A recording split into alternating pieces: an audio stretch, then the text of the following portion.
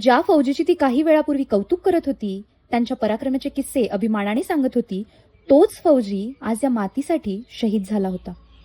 तिथलं दृश्य पाहून मला माझी आजची सकाळ आठवली. जी बातमी मी अगदी काही वेळात दुर्लक्षित केली, ती बातमी परत येत माझ्या डोळ्यात साठली.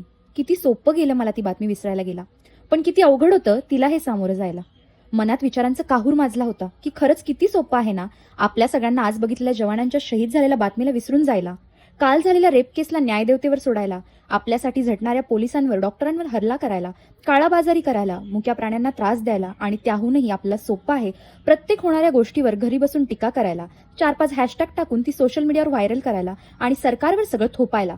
पण आपल्याही लक्षात यायला हवं, जसं हे सरकार लोकांकडून लोकांसाठी बनतं, अशा या लोकशाहीत लोकांप्रतीही कर्तव्य आहेत जी आपण पार पाडायला हवीत. असे विचार मनात येत असताना मी तिची समजूत कशी काढावी हे मला कळत नव्हतं.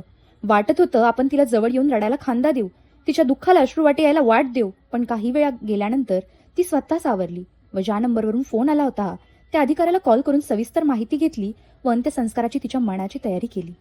तिने स्वतःप्रमाणे तिच्या परिवारालाही हिंमत दिली व तिच्या रडणाऱ्या त्या लेकराकडे जाऊन भिंतीवर लावलेले सर्व त्या वीराचे मेडल आपल्या बाळाजवळ ठेवले. बाळाचे नाव ठेवण्याआधी ते बाळ भविष्यात आर्मीतच जाणार हे सांगितले व बोलली की साधं सुद्धा तो कोणी मरतं, पण तिरंग्यात लपेटून जायचं भाग्य प्रत्येकाच्या नशिबात नसतं.